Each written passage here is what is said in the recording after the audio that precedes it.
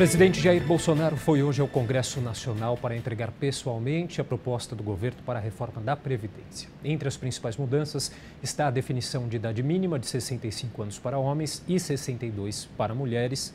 O tempo mínimo de contribuição passa de 15 para 20 anos e a proposta também acaba com as aposentadorias por tempo de contribuição após um período de transição. A reforma ainda precisa ser aprovada na Câmara e no Senado para começar então a valer. Bom, para conversar com a gente hoje sobre essa reforma da Previdência e também outras formas de conseguir uma aposentadoria mais tranquila, eu converso com o economista Ricardo Balistiero. Tudo bem, Ricardo? Obrigado pela presença. Prazer é todo meu. Bom, Ricardo, uma coisa que parece aí que é consenso é realmente a necessidade dessa reforma da Previdência. Isso realmente é verdade e por quê? Explica um pouquinho para a gente. Bom, Brusco, nós estamos, Brusco, 20 anos atrasados, né? Nós tentamos uma reforma da Previdência completa, com fixação de idade mínima, lá no governo Fernando Henrique.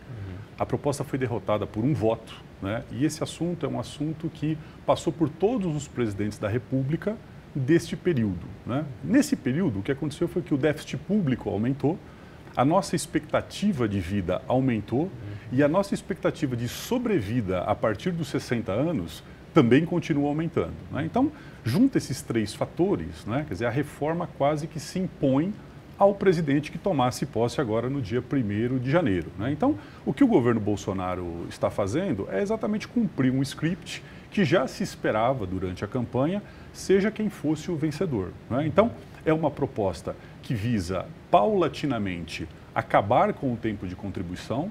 Vamos lembrar que o Brasil ainda é um dos poucos países do mundo em que as pessoas se aposentam por tempo de contribuição e, num prazo aí de 12 anos, definitivamente ter uma idade mínima, tanto para homens quanto para mulheres. Isso vai permitir que o déficit deixe de crescer nos próximos anos, né? E mais do que isso, que o governo possa, em 10 anos, fazer alguma economia que vai permitir que esse recurso seja alocado para outras áreas carentes, como, por exemplo, a saúde, a educação e a infraestrutura. Agora, se desse para a gente enumerar, Ricardo, quais são aí os aspectos que mais acabam influenciando nas contas aí da Previdência? Bom, nós temos uma camada da nossa sociedade que ainda se aposenta, por exemplo, por tempo integral, né? Com salário integral, né? Então você tem uma contribuição que é muitas vezes menor do que boa parte dos brasileiros, né? Que são aqueles que ganham salários menores. Então, exemplo, quem ganha salário baixo no Brasil, quem ganha salário mínimo, já se aposenta por idade, né? Já se aposenta aos 65 anos de idade. Agora, a classe média alta do Brasil, que se aposenta entre os 50 e os 60 anos, ela se aposenta com salários superiores à das camadas mais pobres. Então, quem se aposenta por tempo de contribuição no Brasil já é beneficiado em relação à população mais pobre, à camada mais pobre. E dentre essas pessoas que se aposentam por tempo de contribuição, nós temos uma camada mais beneficiada ainda, que são alguns servidores públicos, algumas carreiras do setor público, em que você consegue se aposentar ainda com salário integral. Quando eu digo salário integral, são salários muitas vezes superior a R$20 mil por mês, né? Então não há nenhum cálculo atuarial que permita que um sistema seja superavitário pagando aposentadorias tão elevadas. Então, um dos méritos da proposta é tentar igualar todos os brasileiros dentro de uma mesma regra. A proposta ela define aí que os servidores públicos, né, com os benefícios aí acima do teto do INSS, que atualmente é em R$ 5.839, eles terão alíquotas de contribuição mais altas e, ao mesmo tempo, a alíquota mais baixa, para quem aí ganha menos, foi reduzida de 8% para 7,5%, né? Há um escalonamento muito parecido com o que acontece já no imposto de renda. Isso vai afetar servidores públicos e servidores também do INSS, ou seja, quem está no regime geral e quem está nos regimes específicos, né? Então, essa categorização, né, por renda, ela vai possibilitar que nós tenhamos uma redução das desigualdades, permitindo que quem ganha menos contribua com menos e quem ganha mais contribua com mais. E as pessoas que aí estão há pouco tempo da aposentadoria, que ficam um pouco perdidas aí, se dão a entrada rapidamente na aposentadoria ou se esperam aí a aprovação da reforma, qual a melhor medida a se tomar? Quem está muito perto da aposentadoria pode já dar entrada na sua solicitação de aposentadoria. Se cumpriu o prazo regulamentar hoje vigente, 30 anos para a mulher de contribuição e 35 anos para o homem, você tem todas as condições, o governo está dando essa garantia para que você possa se aposentar. Quem está perto de se aposentar, quem está com 33 anos, por exemplo, no caso do homem, 29 anos no caso da mulher, haverá um tempo adicional, mas ainda muito longe da idade mínima, né?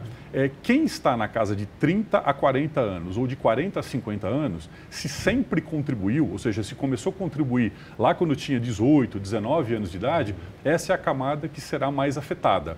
Haverão algumas regras de transição, né? Uma regra de transição por idade, que termina daqui 12 anos, ou uma regra de transição por pontuação, que junta o tempo de contribuição e a idade. Essas pessoas que já estão no regime poderão fazer a opção no ato da sua aposentadoria, ou por pontos, juntando tempo de contribuição mais idade, ou então por idade, como o governo espera daqui a 12 anos, 62 anos para a mulher, 65 anos para o homem. Agora, a gente pode colocar também na conta, aí, tanto da reforma trabalhista quanto da crise econômica, essa redução no recolhimento do INSS? No caso da reforma trabalhista, não. Muito pelo contrário. O que nós verificamos no ano de 2018 é que há uma geração de emprego com carteira assinada, né? Quem captura esse número é o CAGED, né? Então, o CAGED ele trabalha com números oficiais de emprego formal, né? Então, a reforma trabalhista, ela, embora ainda seja muito cedo para a gente poder fazer uma avaliação da reforma trabalhista, mas se apostava que a reforma trabalhista iria reduzir a formalidade do emprego. Mas não foi o que nós vimos no ano de 2018, né? Então, a reforma trabalhista não pode ser considerada uma vilã nesse caso. Agora, o que nós temos, no fundo, é uma crise de desemprego. E aí sim faz todo sentido, né? Por quê? Porque cada vez mais as pessoas têm dificuldade em chegar no mercado de trabalho, né? Então, como hoje nós temos um regime de repartição, ou seja, quem entra no mercado de trabalho sustenta quem está aposentado, essa conta acaba não fechando, exatamente porque nós temos cada vez mais pessoas aposentadas e vivendo mais e cada vez menos pessoas entrando no mercado de trabalho, né? E aí, Brusco, só completando, vale a pena nós mencionarmos, a nossa taxa de natalidade no Brasil caiu. Hoje nós estamos com uma taxa de natalidade abaixo de 2. Vamos lembrar que há 30, 40 anos essa taxa de natalidade era superior a 4 no Brasil. Agora, rapidinho, só para a gente não deixar de falar, a gente sabe que além além aí da aposentadoria, né, pública, há outras opções também aí de aposentadoria. O que a gente poderia destacar? É muito importante para que a nova geração, principalmente, é muito importante que ela tenha uma autonomia em relação ao governo. As gerações anteriores, a geração da qual eu faço parte, nós ainda somos muito dependentes da previdência pública. Então nós acreditamos que nós trabalharíamos ao longo da nossa vida e que lá no final, cumprido o tempo de contribuição, o governo iria nos socorrer. Se percebeu que isso não é mais possível, né? Tanto que a reforma da Previdência visa exatamente fazer com que as pessoas fiquem mais tempo no mercado de trabalho. Então, as gerações mais novas, quem está entrando no mercado de trabalho agora, quem está na casa de 20 anos, entre 20 e 30 anos, é muito importante começar a pensar em alternativas do mercado financeiro, tesouro direto, fundos de investimento, ou mesmo optar por uma previdência privada. É muito importante estar muito conectado com isso, porque pode ser que alguém que esteja entrando no mercado de trabalho hoje, até se aposentar, as regras que hoje o governo propõe mudar, ainda precisa passar pelo Congresso Nacional, mas pode ser que até o momento que essas pessoas se aposentem, a regra mudou novamente. Então é muito importante ter uma autonomia em relação ao governo e fazer a sua própria previdência privada. Tá certo. Muito obrigado. Então, eu queria agradecer a participação do economista Ricardo Balistiero, conversando com a gente um pouquinho aqui sobre a reforma da Previdência. Obrigado, Ricardo. Muito obrigado, Brusco. Foi um prazer.